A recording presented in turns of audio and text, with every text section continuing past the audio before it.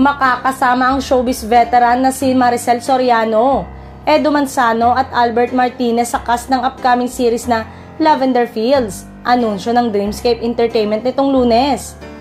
Gagampanan ni Martinez si Sandro Fernandez habang si Edu Manzano ay si Vittorio Buenavides at si Maricel Soriano ay si Astor Fields.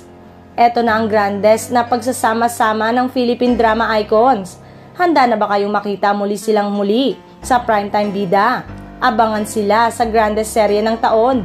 Mula sa ABS-CBN Studios and Dreamscape Entertainment, pahayag nito.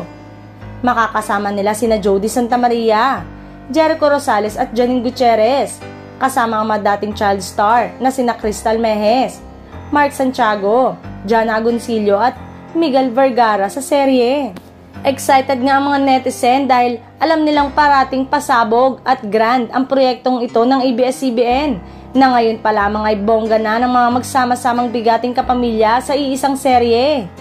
Samantalang sa unang cast reveal ay na-reveal na rin ang title ng serye na Lavender Fields at excited na nga ang mga fans sa mga susunod na cast na i-reveal dahil panigurado raw na powerhouse cast ito.